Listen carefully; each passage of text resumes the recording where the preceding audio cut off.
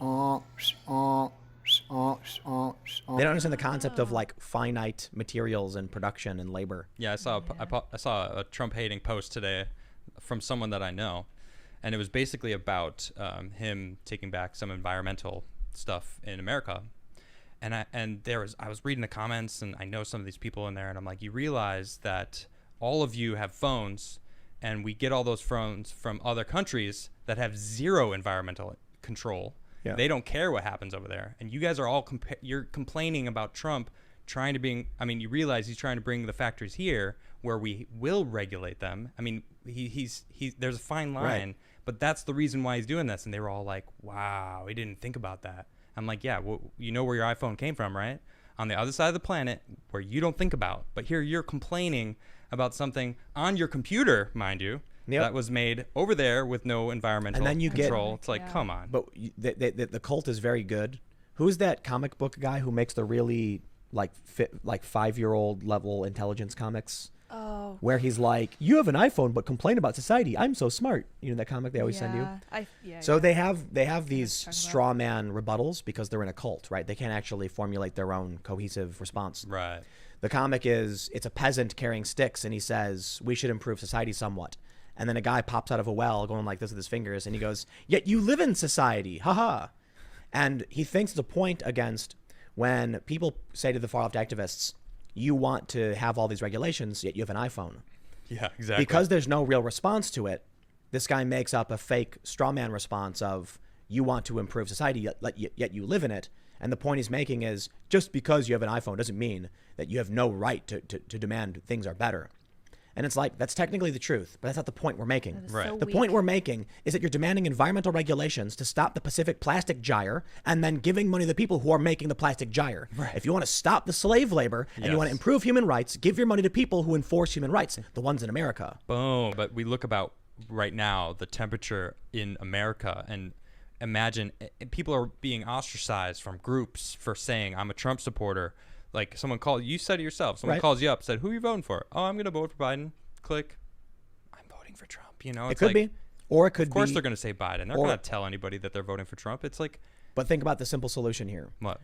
We are saying there must be. So the simple solution is the polls got released. Yeah. Trump is losing. Okay. That's it. Now we are trying to justify how that could possibly be. Right. But that's not what's being presented to us.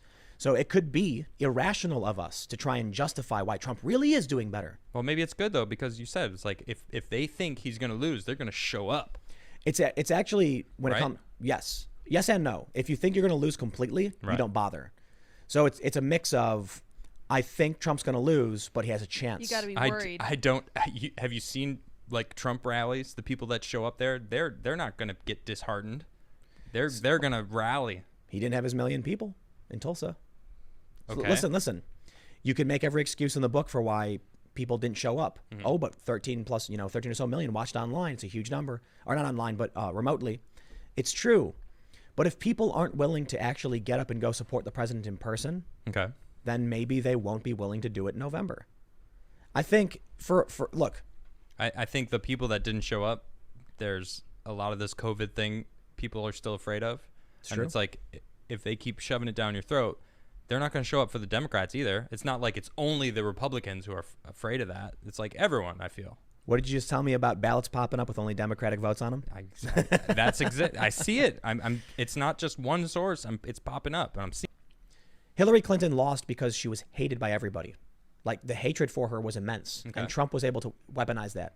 Joe Biden is sleepy, mumbly bumbly Joe. He's a freaking pedo, man. Sure, but I don't understand how people can't stand him because of all the creepy things that he's done. They've made him out to be a defenseless, pathetic old man. That you can't even rag on him because he's just a defenseless old man. Well, you can rag on him, but it's sad. It is sad. Not anger-inducing. Yeah. So what if now the anti-Trump sentiment actually works and people learned their mistake of 2016 by not voting because they thought Hillary was going to win, and they go and vote and Trump loses?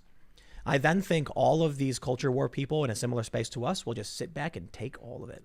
Yeah. I don't think they'll That's one way of seeing it. I see a lot of people going, I am sick of rioters and them taking down statues of history that has taught us what being a bad person versus being a good person, that shows us we've learned from our history and gotten to here. So now you want to destroy all that history and all these people. I personally, just talking about myself, I'm pissed. Me too. I don't like it. I'm voting for Trump. I'm okay with it. I'm talking about it. Like, I'll openly say it. Like, yeah, I am. I think he is doing a lot of things that I didn't understand, and I didn't like him before. But now, over the past 4 or 5 months, how long have we been doing this show? Month 6. I am immersing myself in what is going on in the world, and I see it. I'm not an idiot. I'm a logical based person. I follow the logic. I follow, what's actually happening, and I think he's doing a lot of things that we need to had happen. The Democrats work with China. It's like, that scares me. I am frightened of China. They clearly want to control the world. And I think that there's a lot of people that they've paid in America, Democrats mostly, that are trying to undermine America as a whole.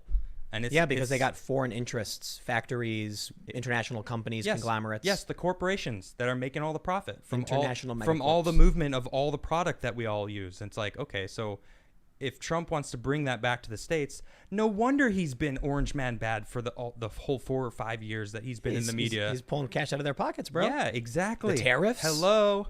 Yes. Yep. It's like, it's so obvious to me now. So it's like, I'm seeing it. I'm like, all right, well, I'm not an idiot anymore.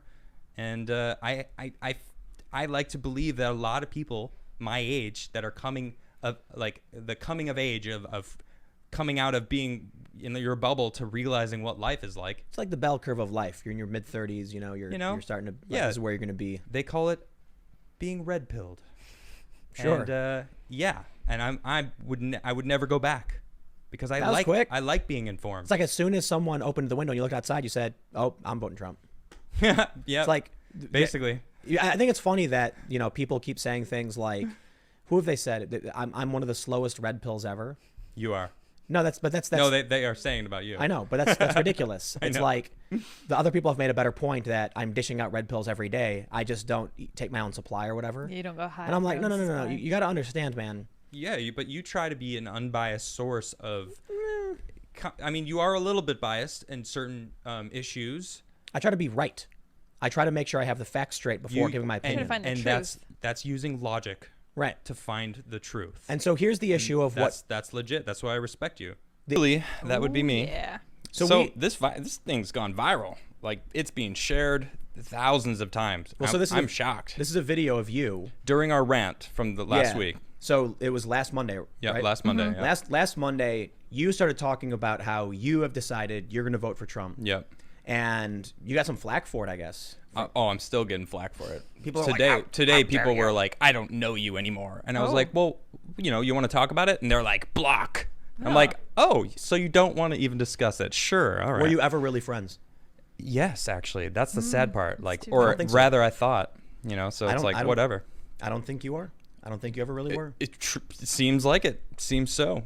It's like, if you don't, I appreciate everyone's opinion. I wanted to hear this person's opinion. I'm not gonna say who they were, but regardless, I was just speaking my mind on when we were both ranting. We both kind of went on a rant that day. Yep. And my rant was basically saying I'm sick of it. I've been immersed in the news and the counter news and what's really going on, hearing the actual speeches by our current president and how the mainstream media actually portrays what he's saying. And I'm like, okay, that's not true.